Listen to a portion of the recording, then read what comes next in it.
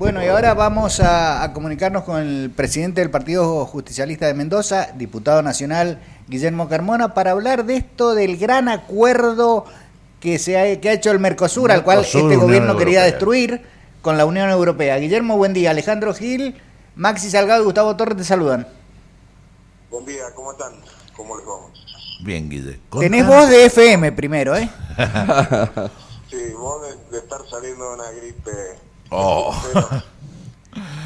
Guille, a ver, hay opiniones divididas. He escuchado en los medios este fin de semana muchos festejos de los medios hegemónicos, muchas críticas a la opinión de los compañeros, inclusive a vos. Yo escuché el otro día cuando Gabrieli te criticaba fuertemente por lo que había salido a expresar en el Twitter.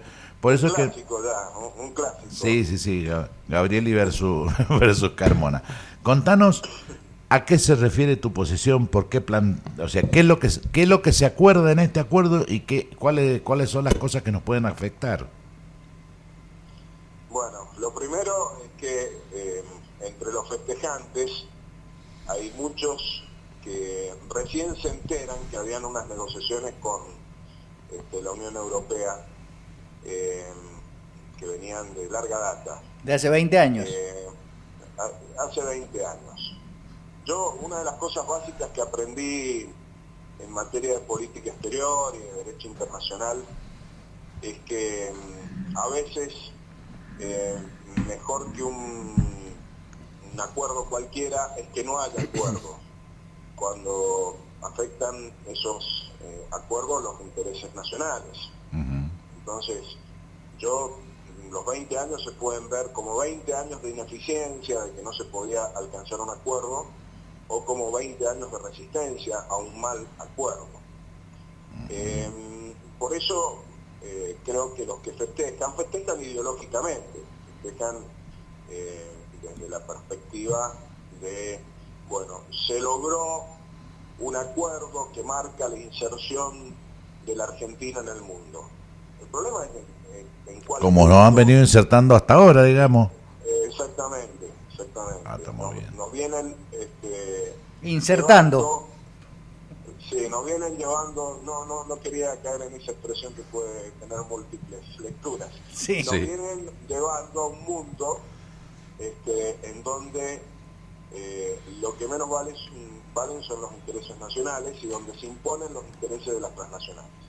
Les puedo asegurar que los que festejan no tienen la menor idea de qué se trata, porque como se titula Tratado de Libre Comercio, piensan que es comercio y que es libre. En primer lugar, no hay tratado, hay un acuerdo político. No se conoce el tratado económico porque no existe todavía, no ha sido suscrito. Yo he tenido acceso a través de parlamentarios europeos a algunos borradores que son absolutamente perjudiciales para el interés nacional. Por eso nuestro rechazo. En segundo lugar, no es comercio. Lo menos que tienen estos acuerdos son sustancia comercial. Son acuerdos que implican regulaciones en favor de las transnacionales en materias como patentes, internet, compras electrónicas, compras públicas por parte del Estado, obras públicas, medio ambiente, normas fitosanitarias, etc. Es decir, cuando les digo que lo que menos tiene es sustancia comercial, me remito a el modelo que siguen estos acuerdos llamados de libre comercio de última generación. Y en tercer lugar, de libre no tienen nada. Lo que hacen es subordinar la posición nacional de las empresas nacionales bajo el mecanismo de la igualdad de trato con empresas, en este caso europeas, a las imposiciones de las transnacionales. De hecho, estos acuerdos son en general redactados, los modelos de estos acuerdos, por los grandes estudios jurídicos que asesoran a grandes transnacionales. Por lo tanto, no hay tratado todavía. En segundo lugar, poca materia comercial, mucha regulación en favor de las transnacionales y en tercer lugar, imposición de los intereses dominantes de los grandes estados y de las grandes transnacionales en este proceso de globalización. Uno se pregunta en ese caso, ¿dónde quedan las pymes mendocinas, argentinas? Van a tener que estar compitiendo con las grandes transnacionales en una teórica igualdad de condición. ¿Se imaginan que la igualdad de condición la igualdad del gallinero que decía Perón tiene tanto derecho la comadreja de comerse la gallina como la gallina la comadreja? Exactamente, una muy buena expresión, Diógenes. Por otro lado, mira, el otro día leí en una publicación europea algo que sintetiza muy bien el espíritu de por qué los alemanes, por qué Merkel es la que le da la tocada final a la Unión Europea para que los reticentes accedan a este acuerdo político. Y lo sintetizaba esta publicación de una manera muy entendible. Cows for cars, vacas por autos. Entonces, el argumento es que los sudamericanos vamos a poder vender nuestras vacas en la Unión Europea, con restricciones múltiples, después las veremos, pero en principio ese es el espejito de color, a cambio de autos alemanes. Claro, que era más o menos la repetición de las cerezas por teléfonos inteligentes o por limones. Limones por Corea, ¿se acuerdan? Por Corea del Norte, ¿se acuerdan? Claro. Lo de Trump y Macri, ¿no? Entonces es muy preocupante. Estamos ante una instancia muy delicada. Si esta declaración política, que es lo que hasta ahora se ha materializado, se transforma en un acuerdo de libre comercio con estas advertencias que yo les decía, poco comercio y nada de libertad, y se firma eso y se presiona a los congresos nacionales para que lo aprueben, nuestra industria nacional, nuestra producción y nuestro trabajo entra en estado más que crítico. Ya tenemos una situación crítica sin acuerdos de libre comercio.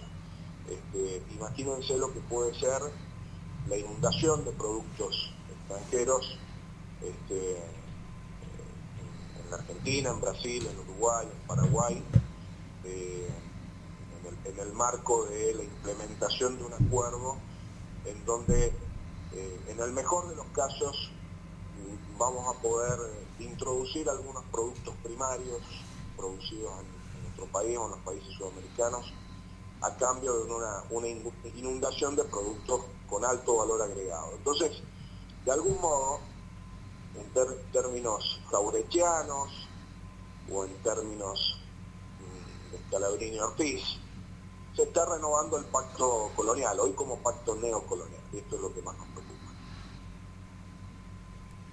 Básicamente, dicho en palabras del luthier, es oro por baratijas. A nosotros nos tocan las baratijas. Por supuesto, como siempre. Como siempre. Ahí hay que también decir que en la Unión Europea no ha sido pacífica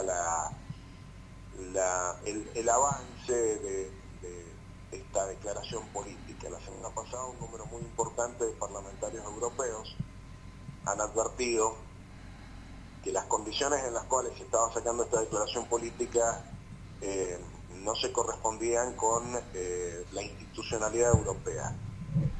El Parlamento Europeo ha conseguido algo que los congresos nacionales de los países del Mercosur no hemos conseguido, que es tener acceso previo a la firma de cualquier acuerdo a las distintas instancias de negociación. Es lo que se denomina transparencia, la posibilidad de que el organismo que tiene que terminar aprobando el acuerdo, que es el Parlamento Europeo, en el caso de la Unión Europea, cuente con información previa y tenga la posibilidad de hacer observaciones, aportes y demás. Nosotros venimos reclamando hace 3 años, desde que asumió Macri, y reactivaron este tema del acuerdo con la Unión Europea, venimos reclamando que no haya secretismo. Y es lo que ha ocurrido. Nos hemos ido enterando nosotros a partir del contacto que tenemos con parlamentarios europeos, del contenido nefasto de las negociaciones. De hecho, yo tuve la posibilidad de participar en Bruselas, en el Parlamento Europeo, en un encuentro con parlamentarios europeos y con funcionarios de la Unión Europea que fueron a rendir cuenta ante sus parlamentarios del tenor de las negociaciones. Por eso nos hemos ido enterando. Y les aseguro que es absolutamente destructivo de las condiciones de desarrollo de nuestros países, y también le genera una serie de problemas a sectores de la economía europea.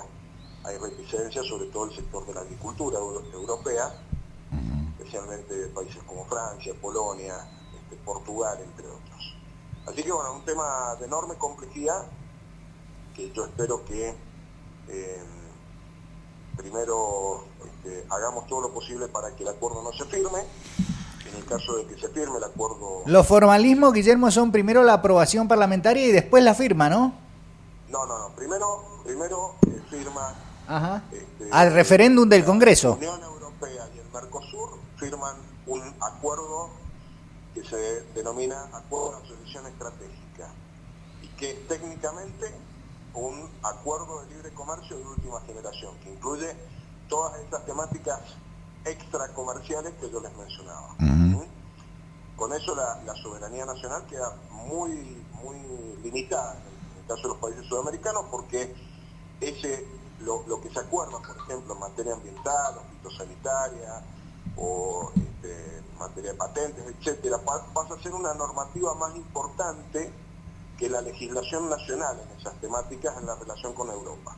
¿Se entiende? O sea, se deroga o modifica la legislación nacional.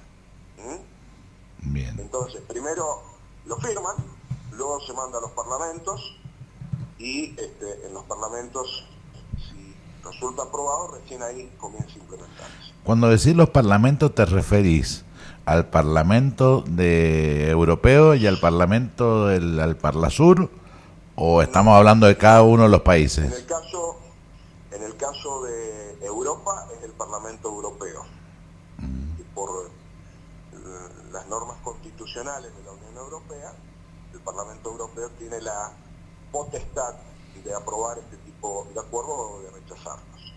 En el caso de Mercosur, que no es una entidad supranacional como es la Unión Europea, sino que institucionalmente se denomina organismo intergubernamental, para que un acuerdo o una norma del Mercosur entre en vigencia, tiene que estar aprobada no por el Parlamento de Mercosur, que no tiene competencias para ello, sino por cada Congreso Nacional. Entonces va a tener que ser tratado por los congresos de Argentina, Brasil, Uruguay y Paraguay. Tengamos en cuenta que hay un quinto miembro de Mercosur, que es Venezuela, sí, que fue excluido de una manera que fue muy cuestionada por las formas en que se hizo, y que estuvo estrechamente vinculado con este tema, la desvinculación de Venezuela de Mercosur.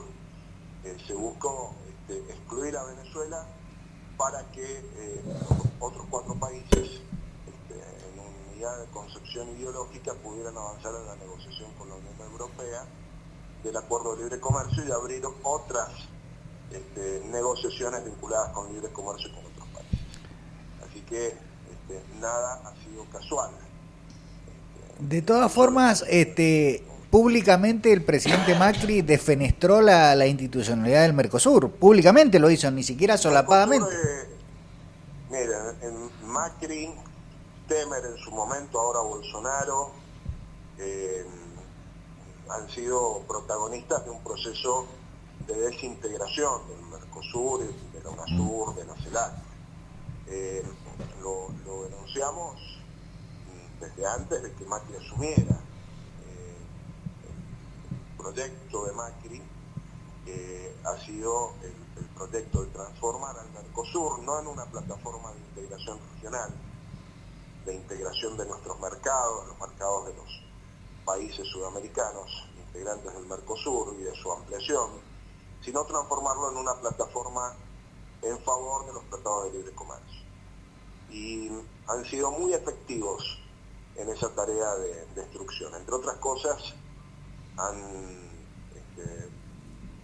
reducido a la mínima expresión al Parlamento del Mercosur como ámbito de expresión popular. De hecho, este año deberían elegirse los parlamentarios del Mercosur.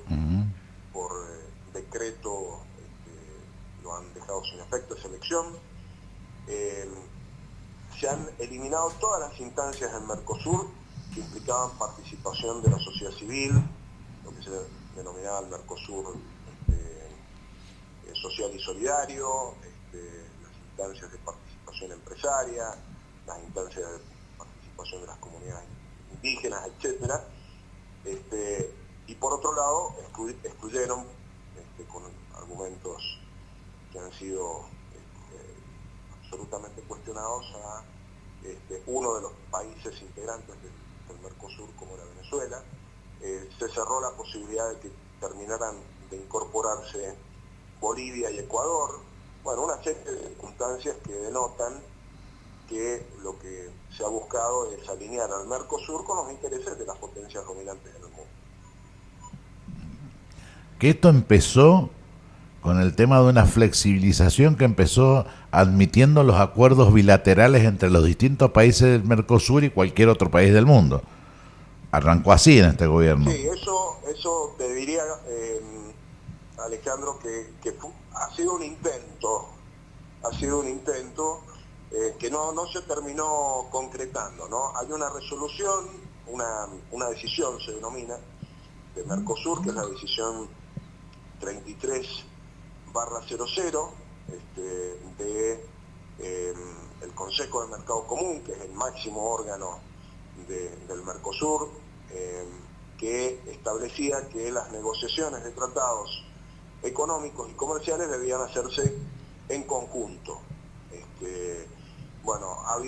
Han habido iniciativas para dejar sin efecto esa decisión, pero no les ha hecho falta. Finalmente han conseguido lo que querían, que es avanzar en este acuerdo, entre comillas, de libre comercio con la Unión Europea, y ya han tenido la iniciativa de abrir negociaciones con otras regiones u otros países.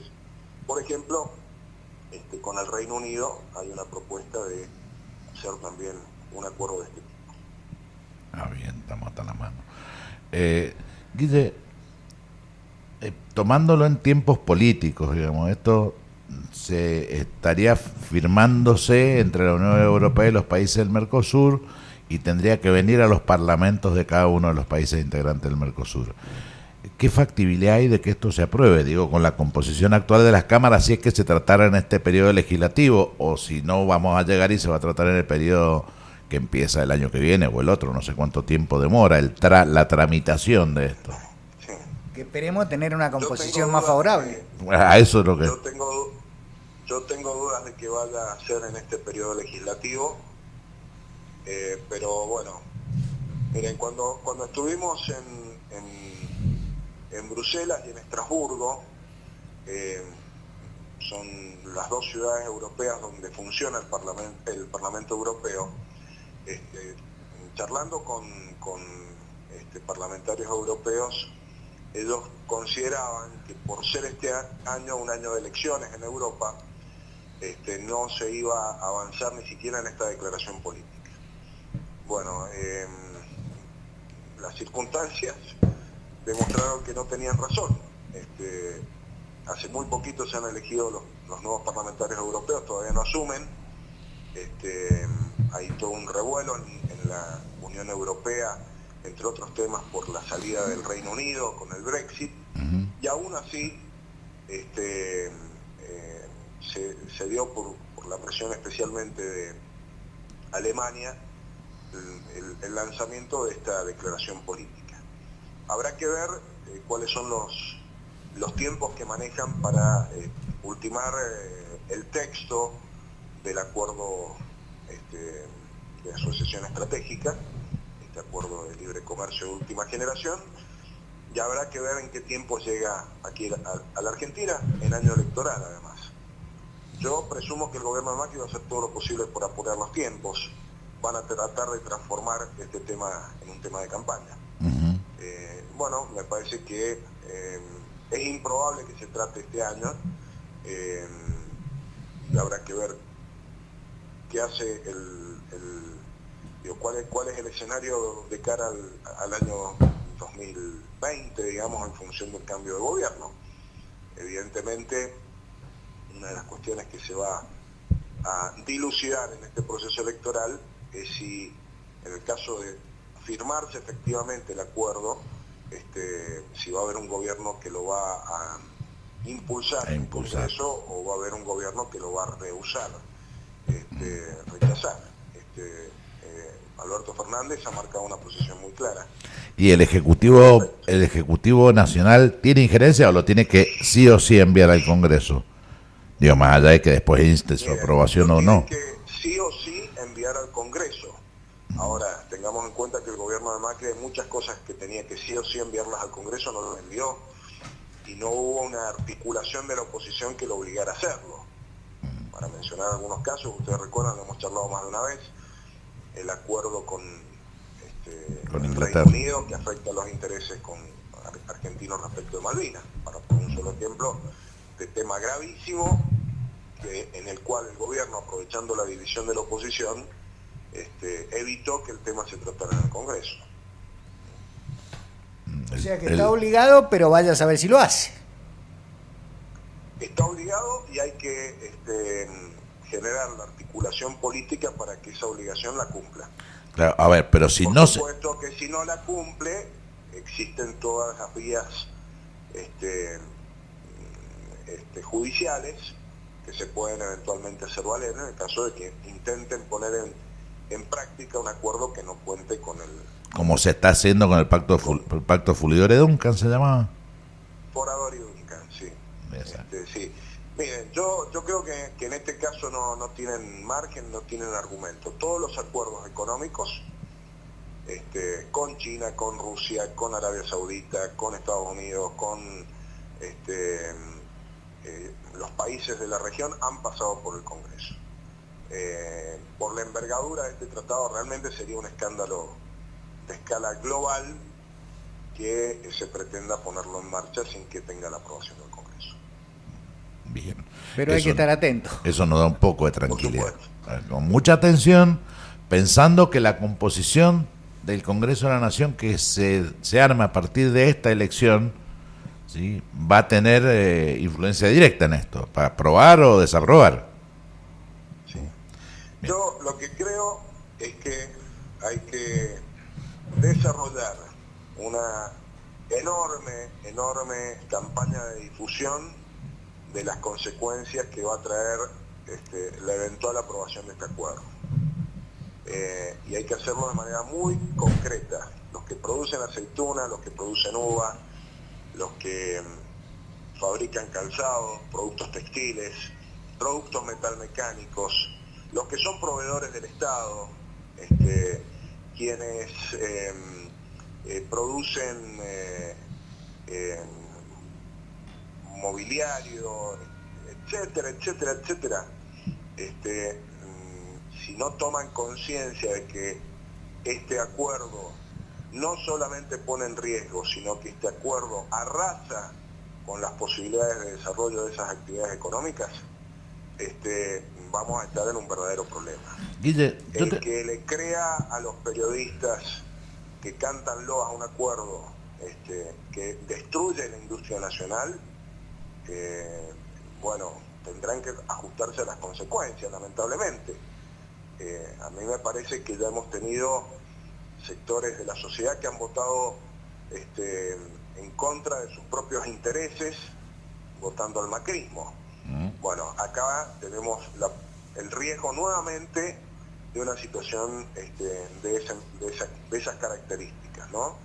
Fíjense si ha tenido la importación de vinos, para poner un solo ejemplo, voy a poner 2 o 3, la importación de vinos, la importación de manzana y la importación de tomate, sin acuerdos de libre comercio, han puesto en riesgo la actividad productiva vitivinícola, frutícola y hortícola en la Argentina. Imagínense lo que puede ser con un acuerdo de libre comercio. Ya no estamos hablando de Chile o de España individualmente o de Grecia individualmente, estamos hablando de un acuerdo con la segunda potencia económica mundial, que es la Unión Europea. Bueno, me parece que tenemos que tomar conciencia de la gravedad que esto reviste en cuanto a las consecuencias que puede traer. No es una cuestión meramente ideológica, es una cuestión que tiene que ver con la subsistencia de nuestra industria. Ustedes han visto, disculpen que me estiren esto, no. Tenemos los que muchas veces han ponderado a Chile, Sí. a la economía chilena, al desarrollo chileno, esa economía, ese desarrollo sin industria, para un país con, si no recuerdo mal, 17 millones de habitantes. Imagínense lo que puede ser que la Argentina se transforme en un país desindustrializado como Chile, con 40 millones de habitantes, y sin el potencial del que fundamentalmente vive Chile, que es el cobre. Puede ser realmente muy grave no solo para el corto plazo, sino para el largo plazo, porque una vez que se firman estos acuerdos, después muy difícil salirse, muy difícil salirse. Les diría que es tan grave, más grave les diría en este caso por las circunstancias históricas que estamos viviendo en el mundo, que lo que en su momento nos asustaba del ALCA, el acuerdo de libre comercio con América del Norte. Entonces, hay que llamar la atención sobre esto y hay que denunciar las consecuencias nefastas de que esto puede tener para nuestra economía. Guille, yo te comprometo, dos cosas.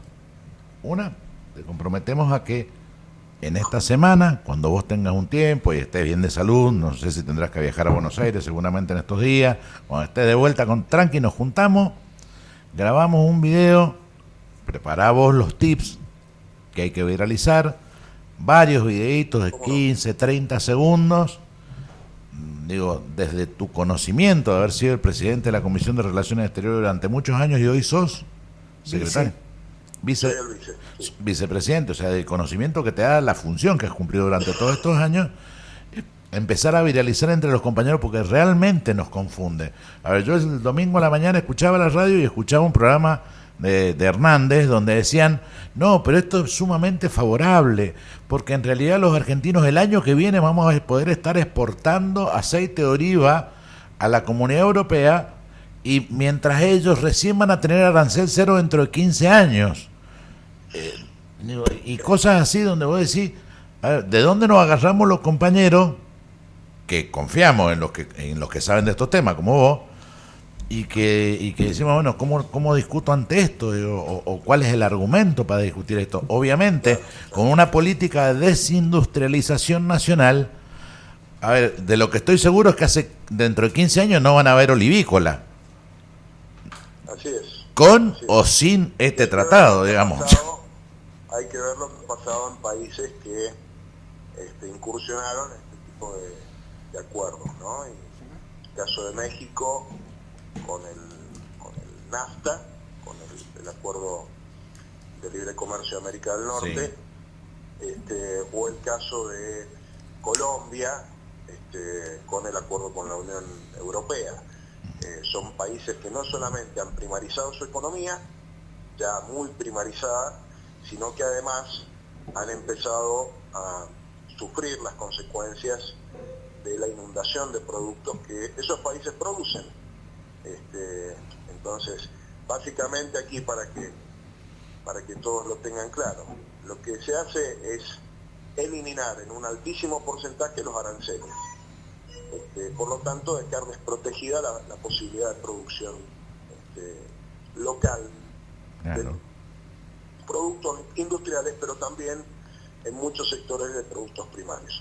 A lo mejor alguna actividad se salva, pero el impacto que tiene sobre el conjunto de las actividades económicas hace que tarde o temprano, incluso esas actividades que se pueden llegar a salvar, por el momento a lo mejor tenían alguna salvaguardia, se terminan viendo afectados por la situación general. Y esto nos remonta a los fondos de nuestra historia, a los comienzos de nuestra historia, la discusión entre proteccionismo y libre comercio. Una discusión que hoy tiene nuevas connotaciones porque vivimos en un mundo distinto, pero en donde hay una base similar. Nosotros no vamos a poder desarrollar nuestras industrias, no vamos a poder ser un país industrial que dé posibilidades de trabajo y de perspectivas de futuro para una población de más de 40 millones de habitantes si no cuidamos, si no generamos condiciones de desarrollo para las actividades industriales que nosotros nos proponemos desarrollar. Sacar las barreras arancelarias lo que hace es dejar expuestos a nuestros productores, a nuestras pequeñas y medianas empresas, y en muchos casos a grandes empresas también, a una competencia desmesurada de grandes empresas europeas que tuvieron la protección suficiente, no solamente para crecer y consolidarse, sino para transnacionalizarse. Entonces es sumamente grave y delicada la situación. Yo acepto la propuesta que ustedes hacen, hay que trabajar con un material suficientemente claro y comprensivo para que se pueda captar el dramatismo de lo que estamos viviendo. Bien. Guillermo, esto que planteas con esta crudeza, en definitiva nos estás levantando la cortina para ver un mundo donde las corporaciones transnacionales ya tienen más poderío que los propios gobiernos. O sea, estamos frente a un mundo bastante complejo. Miren, la Unión Europea es gobernada hoy por un grupo de tecnócratas que no representan a los países europeos, sino que representan fundamentalmente a las grandes corporaciones transnacionales. Ahora entiendo la firma, ahora entiendo el festejo, digo, acá no estamos muy diferentes. Pero claro, y acá tenés los tilingos, viste, que salen a reproducir mediáticamente lo que generan los grandes centros de información del mundo también, funcionales a esas grandes corporaciones transnacionales. Creo que además son funcionarios de las corporaciones, digo, lo vemos los muchachos que emiten títulos que ellos mismos compran del otro lado del mostrador, digo, son parte. Segundo tema, y creo que para cerrar, no sé si tenés algo más para hablar sobre el tema, porque voy a cambiar radicalmente, con perdón de la palabra. A ver, dime. Permitime decir algo más sobre Mercosur y Unión Europea. Sí. Para poner las cosas en claro. Se podría tener un acuerdo económico con la Unión Europea. Yo creo que es necesario un acuerdo económico con la Unión Europea, pero con otros criterios y con otras improntas. De hecho, la Argentina tiene acuerdos económicos con muchísimos países del mundo. Con ninguno se han levantado las barreras arancelarias como se está haciendo ahora con la Unión Europea. Entonces, se podría tener un buen acuerdo con la Unión Europea, no global, no que afecte a toda la economía, sino para ver cómo trabajamos en la complementación económica con esa enorme potencia económica que es la Unión Europea, sin afectar nuestras condiciones de producción. Por eso no es que nosotros estemos planteando, no queremos acuerdo con la Unión Europea, no queremos este tipo de acuerdos. Este acuerdo. Eso es lo que decimos claramente. Guillermo, también creo que dentro de estos acuerdos bilaterales, un tema a tener en cuenta, y que acá seguimos pensando en los negocios de las corporaciones y dejamos de lado el tema de la migración, ¿no? Que nosotros para entrar a Europa tenemos una serie de dificultades, de problemas, que a medida que ellos tienen necesidades de mano de obra barata, los van liberando. Totalmente. Por eso, cuando yo les decía lo de libertad, Suena bonito, libre comercio, claro, libertad. Sí. Lo que generan es la libertad de tránsito de mercancías y de servicios y de capitales, pero no el libre tránsito de personas. Claro. Esto es así. De capitales y de bienes y servicios de los cuales son dueños. Sí. En general, los acuerdos de libre comercio de última generación, lo que han ido generando es un empobrecimiento de los países ya pobres o empobrecidos que entraron en el juego del libre comercio, entre comillas, libre comercio, y el fortalecimiento de las grandes economías, sobre todo el fortalecimiento de las grandes transnacionales que tienen asiento en esas grandes economías mundiales. Y eso es el Acuerdo del Transpacífico, es el NAFTA en América del Norte, son los acuerdos que la Unión Europea ha celebrado ya con Canadá, con Japón, con Colombia, con Ecuador, bueno, todos con el mismo formato, poco comercio y nada de libertad. Así que bueno... pero con un título muy pomposo. Un título que da muy para los pomposo, aplausos. libertad de comercio. Bueno, es que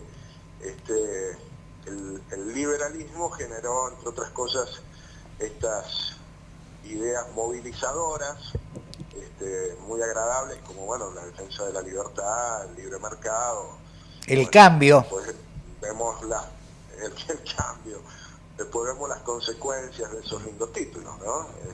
Empobrecimiento para las mayorías populares, concentración de la riqueza en pocas manos. Ahora, te digo, antes que el Ale te quiere cambiar rotundamente de tema, el mundo con estas complejidades va a ser muy difícil para los que sentimos esto de la solidaridad, de pensar en el otro, de la patria grande. Si no fortalecemos esta de la patria grande, nos van a pasar por arriba estos pibes.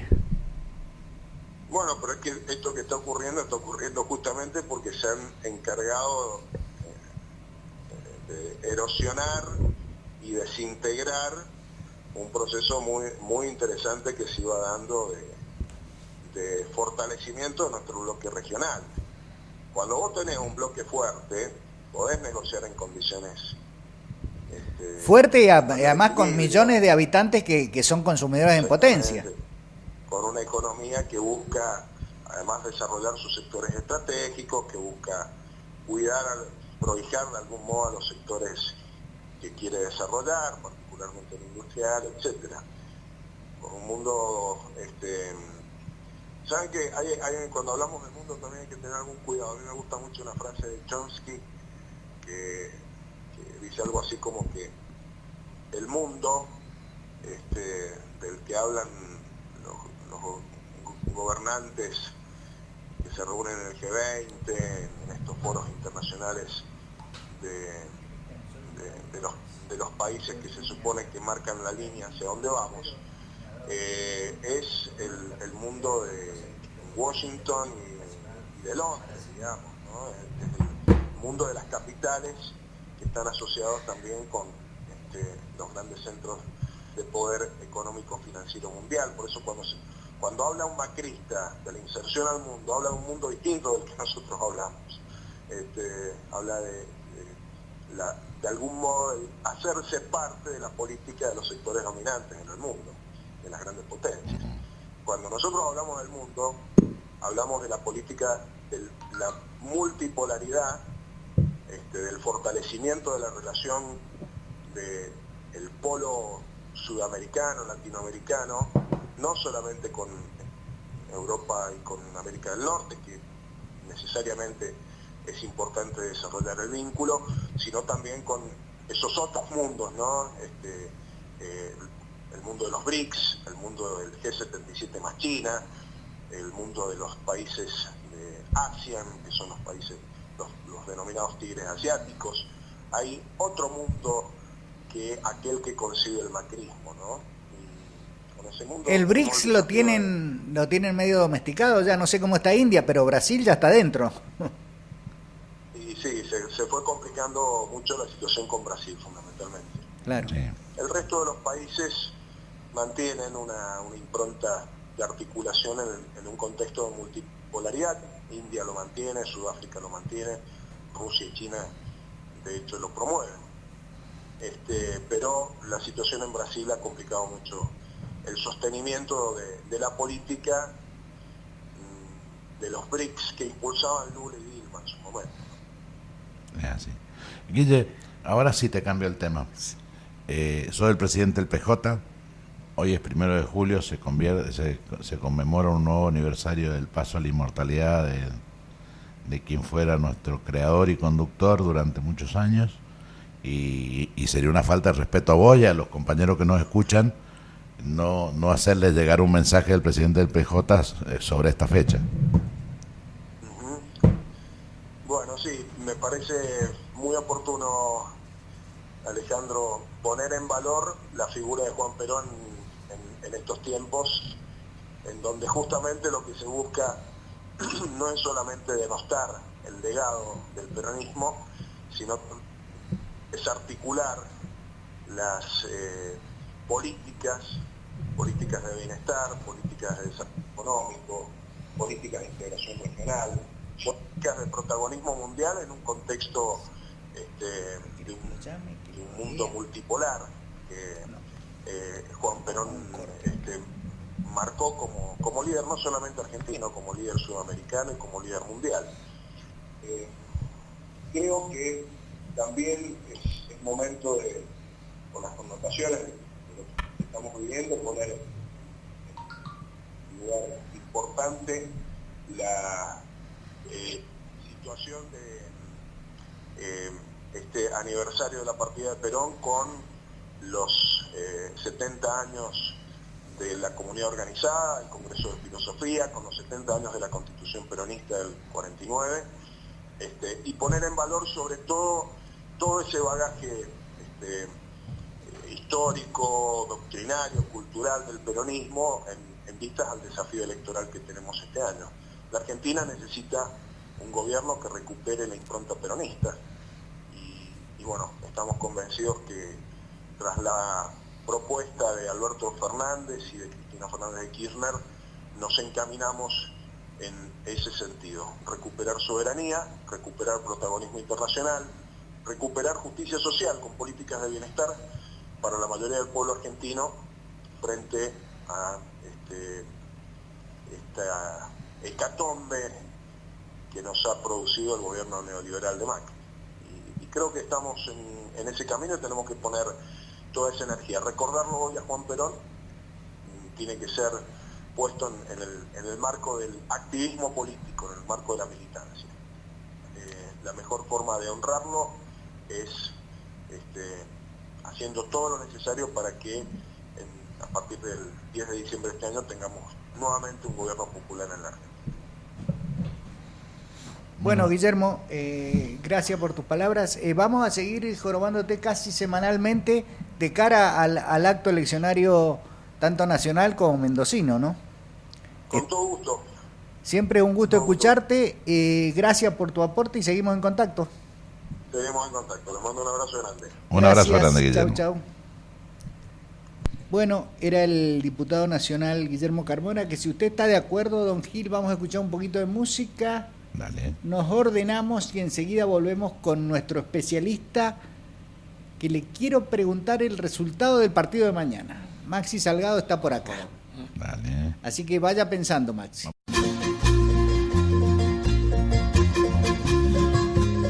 La otra historia. Esa es que los medios hegemónicos te ocultan. Por fmagora.com. La frecuencia militar.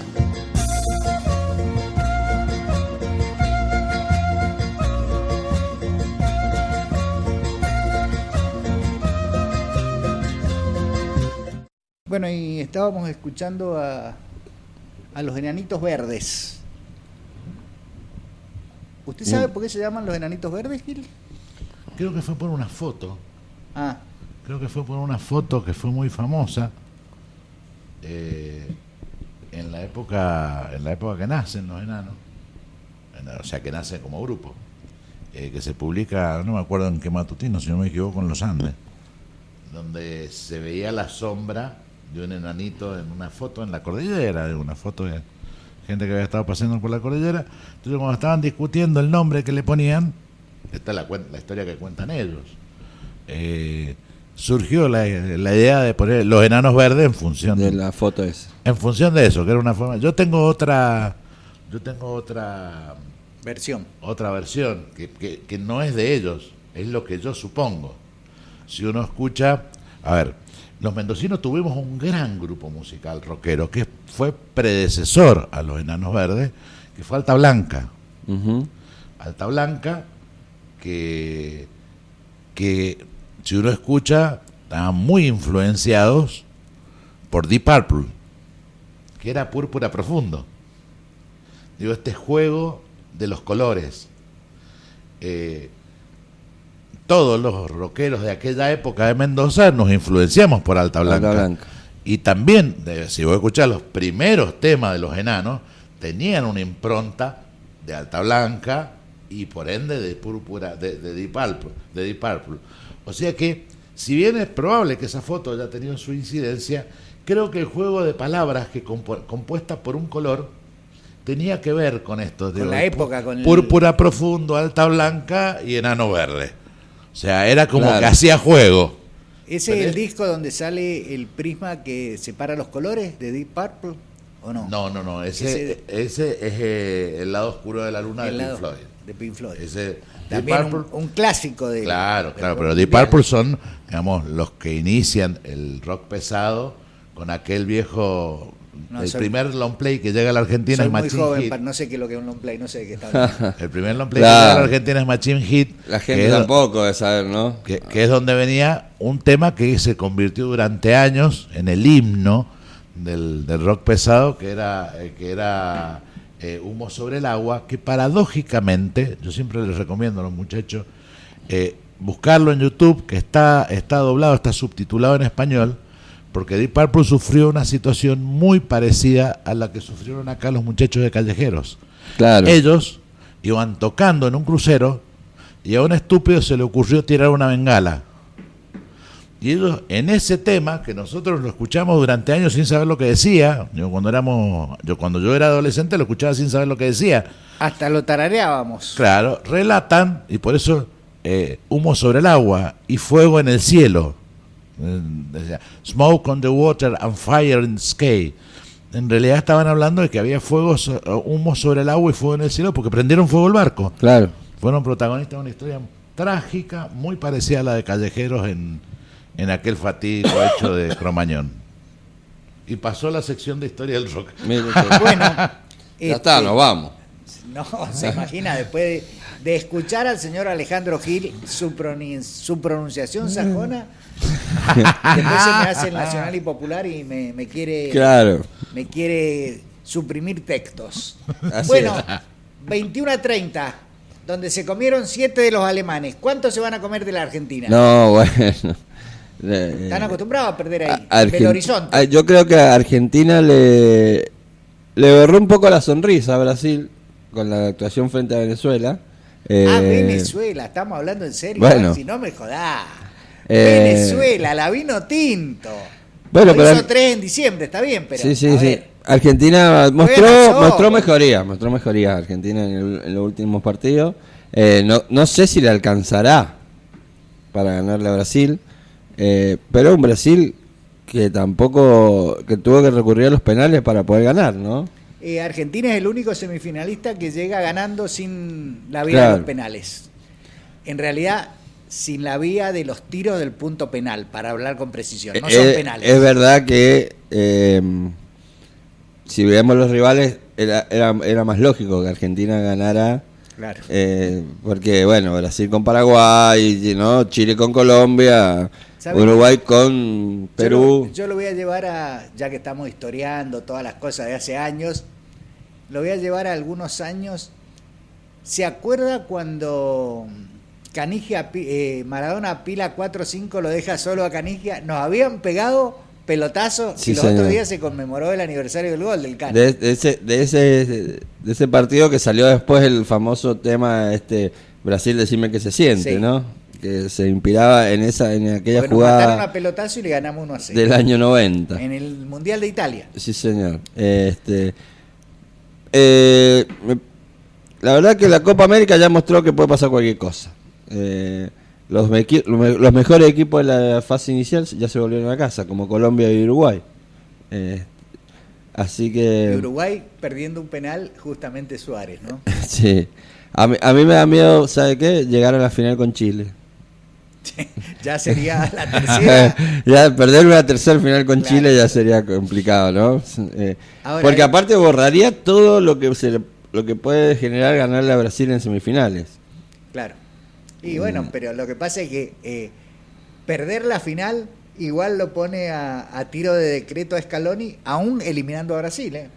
Sí, claro, no. Este, Hay mucho... De todas formas, creo que Chile es candidato, obviamente, a pasar a la final. Sí, totalmente. Y Argentina-Brasil tiene esto de que tiene De clásicos. clásicos, que puede pasar cualquier cosa, porque por ahí, yo lo que sigo sin entender, yo no me voy a apreciar porque obviamente él conoce el día a día, sabe cómo están los jugadores, los cambios que hace. Los otros días cuando lo saca este chico a Lautaro, yo creo que no era para sacarlo. Viene haciendo mal los cambios, pero es consecuente, eso es lo bueno. Claro, que o sea, los hace mal siempre. Se equivoca siempre. Entonces, pero sigue adelante, guarda, Sí. ¿Qué se le puede decir a Scaloni hoy? La verdad que... Perdón. Que nada. Quédate. Y si sale campeón de Copa América, igual yo siempre digo, si la dirigencia de la AFA está convencida que Scaloni es el camino, deberá rectificarlo más allá del resultado final. Vamos a bajar a tierra, Maxi. La lógica indica que Brasil le tiene que ganar a la Argentina cómodamente, por lo demostrado hasta ahora. Sí, está más firme. Pero teniendo en cuenta que es fútbol, que esto no es por puntos, sino por goles. El problema es que Brasil, hay que ver qué pasa cuando Brasil salga a atacarte, con la obligación de salir a atacar. Sí. Y deje espacios en el fondo para que Argentina... Que además tienen algunas dificultades con el 9. Llegan muy bien los laterales, llegan los volantes ofensivos, pero el 9 no hace goles en Brasil. Guarda con eso. Bueno, no lo avivemos por las dudas. No, que siga no así. No lo nombremos. Y además pero todavía sí, puede pasar algo que no ha ocurrido hasta ahora, es que se despierte inspirado Messi. Claro. ¿No? Eso te iba a decir. Con un Messi más Messi... Vamos porque hasta ahora ha sido muy terrenal. Vamos a hacer una cosa. Como esto lo estamos grabando, cada uno de los 3 integrantes de la mesa, incluido el que no está atenta, vamos a arriesgar un resultado. Alejandro Gil. ¿Resultado Brasil-Argentina? Sí, señor. Gana Argentina por 1-0. Maxi Salgado. Iba a hacer lo mismo, pero voy a ser un poquito más optimista, voy a poner 2-0 entonces. Vamos a los penales y después vemos, chicos. O sea, colgado del travesaño, pero bueno. Bueno, vamos a bajar un poquito el nivel. ¿Qué pasa con el fútbol de salón y algunos jugadores que salen a criticar haciendo declaraciones porque son hijos de? Así es, señor.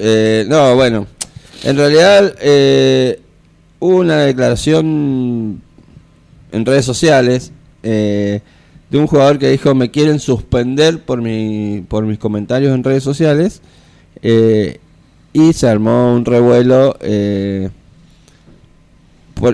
y llegó a que Lautaro Cornejo, hijo del gobernador, comentara la publicación diciendo que los dirigentes deberían dedicarse solamente a aprender a organizar torneos. Esto hizo que alguna parte de la prensa que le gusta hacer periodismo de redes sociales lo tomara y lo publicaran y tomara estado público rápidamente, y más porque era el hijo del gobernador. Quedó ahí nomás el tema. Después este muchacho sé que salió a pedir disculpas, no públicas, pero sí a los dirigentes, admitiendo que no debió hacer el comentario en redes sociales, ¿no? Porque un comentario de él en redes sociales parece que se convierte en algo público. Tiene una implicancia. Tiene una implicancia, más allá de que todavía no entiendo igual cuál es la fuerza que puede tener el hijo del gobernador. O sea, bueno, lo que pasa es que los medios que generalmente tienen una generosa pauta oficial replican las palabras de... Es más, creo que algunos hasta tomaron partido por la situación que se había generado previamente, sobre la cual opinó yo Lautaro. yo no sería tan inocente. Que le empiecen a dar preponderancia en la información pública al hijo del gobernador puede llegar a convertirse. A ver, no nos olvidemos que quien hoy preside este país empezó siendo dirigente de un club. Claro. A ver, yo no descarto que sea una forma de ir posicionando a una persona en la opinión pública. Pero Exactamente. ¿qué vamos a hacer? ¿El cargo hereditario? Ahora, ¿cuál es el plan?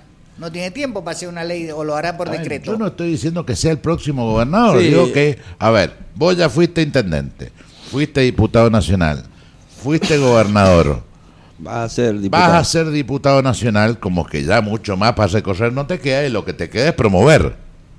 Y en esto de esta nueva etapa de tu vida política que tiene que ver con la promoción de nuevos dirigentes, aparece este chico que se dedicaba a manejar 12 firmas comerciales que nadie sabe muy bien de dónde sacó su capital.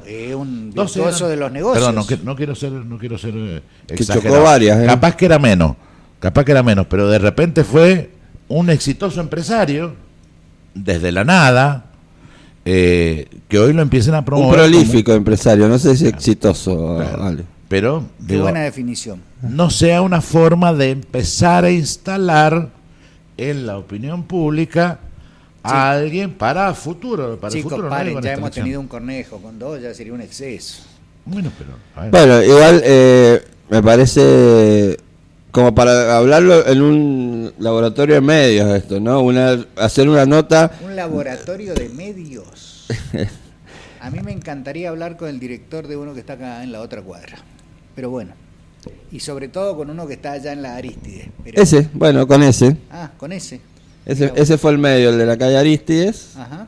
Que hizo una nota con 3 tweets, o sea, el tweet que denunciaba, el tweet de Cornejo y algún otro más, y con eso hizo una nota sin consultar fuentes ni nada, pero bueno, causó un revuelo importante. La Federación de Fútbol de Salón salió a aclarar que no ha suspendido a nadie por declaraciones en redes sociales, ni lo va a hacer. Así que... Bueno, señores, todo lo bueno tiene un final. Todos hemos definido que la Argentina va a eliminar a Brasil mañana. El miércoles a la mañana me voy a reír mucho con las grabaciones.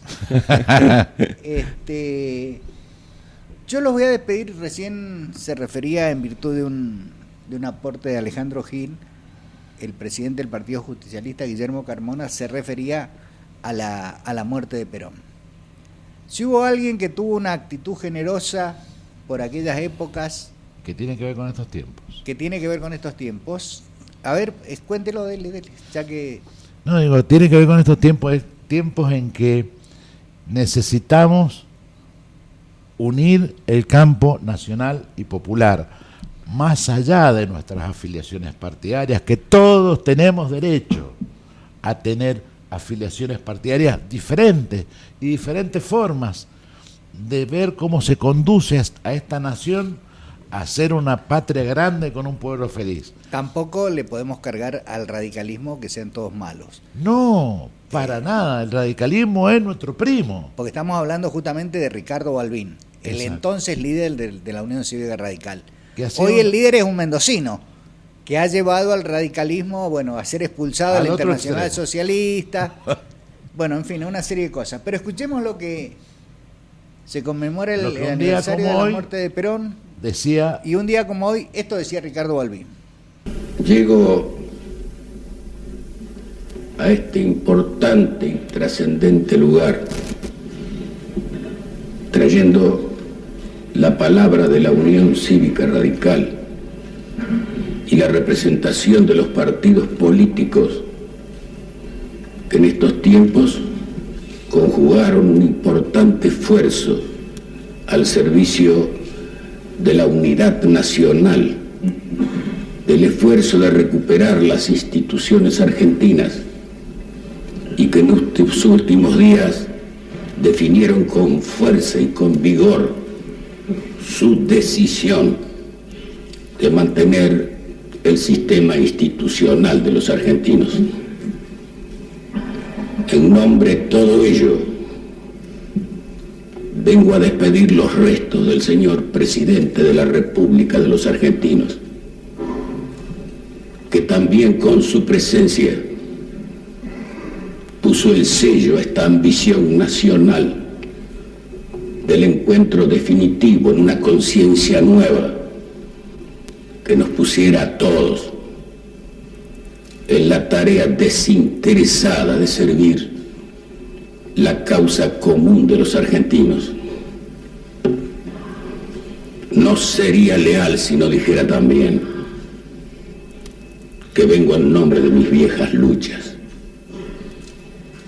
que por haber sido claras, sinceras y evidentes, permitieron en estos últimos tiempos la comprensión final, y por haber sido leal en la causa de la vieja lucha, fui recibido con confianza en la escena oficial que presidía el presidente muerto. Ahí nace una relación nueva, inesperada, pero para mí fundamental, porque fue posible ahí comprender él su lucha, nosotros nuestra lucha, y a través del tiempo y de las distancias andadas, conjugar los verbos comunes de la comprensión de los argentinos. Pero guardé yo en lo íntimo de mi ser un secreto que tengo la obligación de exhibirlo frente al muerto. Ese diálogo amable que me honró me permitió saber que él sabía que venía a morir a la Argentina, y antes de hacerlo me dijo: quiero dejar por sobre todo el pasado este nuevo símbolo integral de decir definitivamente para los tiempos que vienen que quedaron atrás las divergencias, para comprender el mensaje nuevo de la paz de los argentinos, del encuentro en las realizaciones, de la convivencia en la discrepancia útil, pero todos enarbolando con fuerza y con vigor el sentido profundo de una Argentina postergada.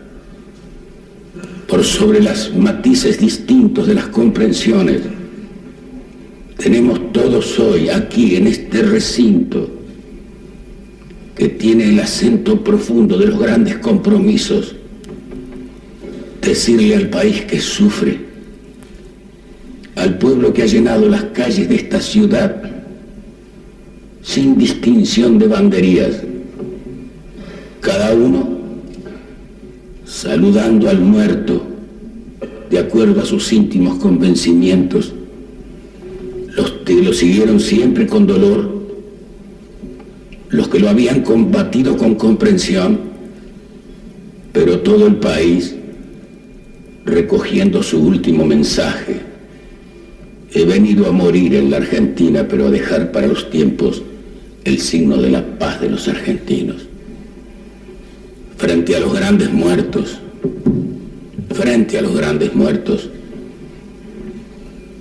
tenemos que olvidar todo lo que fue el error, todo cuanto en otras épocas pudo ponernos en las divergencias y en las distancias. Pero cuando están los argentinos frente a un muerto ilustre,